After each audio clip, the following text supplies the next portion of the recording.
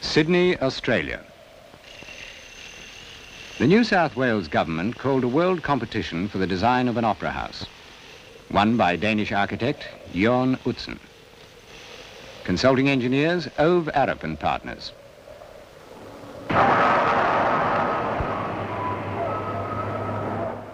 The engineering development of the design and its construction was to extend to the perimeter of what was technically possible.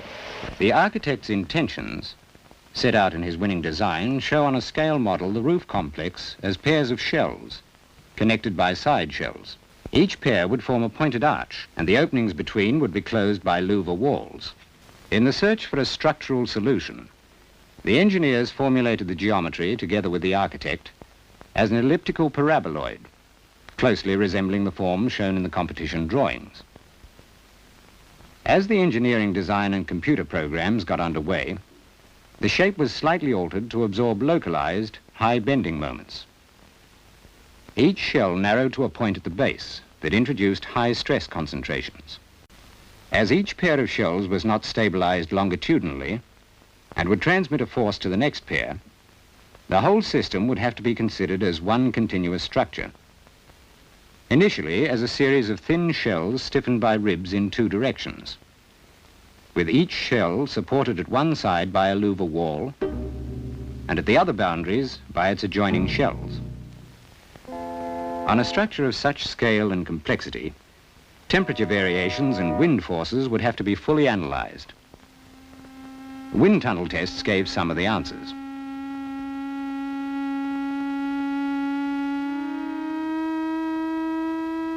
The next development provided two skins with a structural lattice between, stiffened longitudinally by connecting all shells through the louvers. Based on this scheme, a program of structural tests and calculations extending over a year and a half revealed a complex distribution of stresses with high load concentrations at some support points. This was not a satisfactory solution, but it led to a fundamental change. To control more positively the way the load would be transferred to the foundations, the louver walls were now replaced by pairs of shells facing the other way, dividing the structure into three parts. It was feasible to build the shells as a series of precast concrete ribs, tensioned together. But each shell was different, and there could be no repetition. Precasting would be very costly. The architect changed the shape of the shells, still using the rib structure, and this simplified the problem of precasting.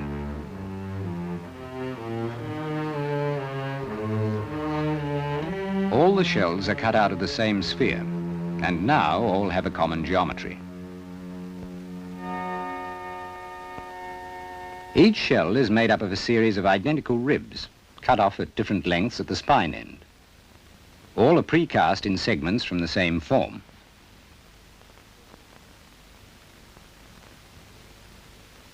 The roof complex is made up of independent structural units, 3 for each hall and 1 for the restaurant. The backbone of each shell system are the arches. They interconnect side shells with main shells.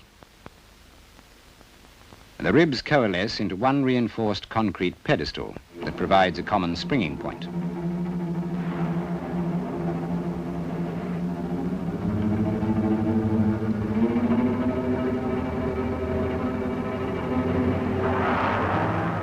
The ribs widen from the base, on cross-section, from a solid T to an open Y.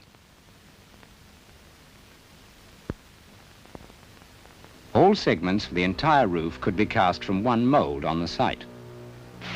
To simplify handling, the formwork was made in 3 sections.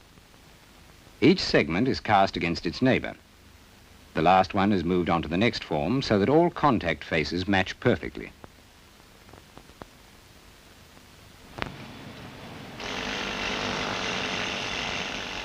The size and weight of the segments were determined by the lifting gear available.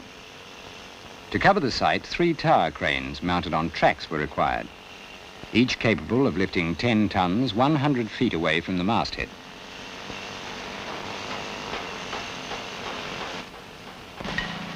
Rib segments are erected with the aid of a movable steel arch, that proved to be more economical than a fixed scaffold.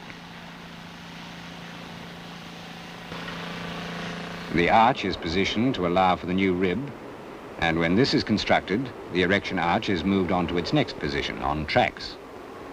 Torsion gear controls its radial position. The arch follows the geometry of the ribs. Ball joints allow the two halves to swivel. Made up of sections, the arch caters for all variations in rib length. The first segment of each rib has a location pin at the base that fits into a socket in the pedestal. It rests on a rubber bearing, and a 3-inch gap is allowed for final alignment. With the first segment in position, segment 2 comes in.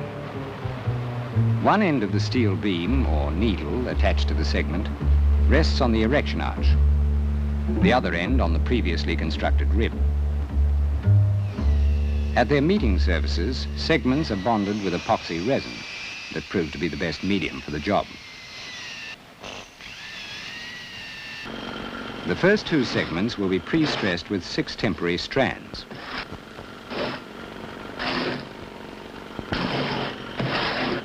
In constructing a rib, 9 strands are employed in a leapfrog system as segments are added.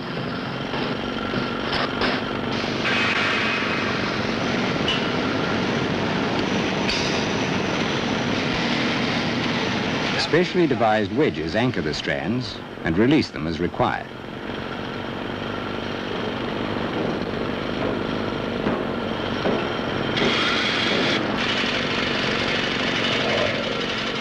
After segments 1 and 2 are pre-stressed, segment 3 comes in. The 3 reserve cables are pushed up, wedged, pre-stressed and anchored. 3 strands from segment 2 are released, pushed up and anchored off. With segment 4, the strands leapfrog again, and so on to the end of the rib. Of the 9 temporary strands, 6 are always effective.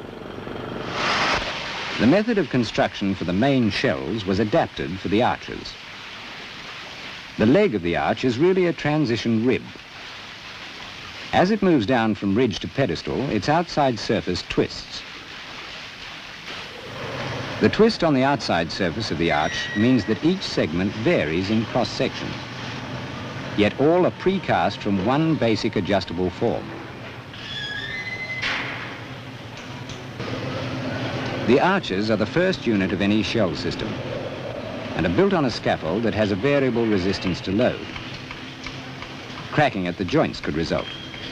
So over the stiff supports, rubber bearings are introduced that allow movement.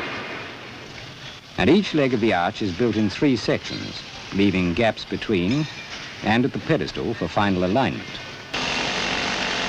When 5 segments have been joined, bonded and bolted together, the first section is complete, ready to be jacked into its correct position.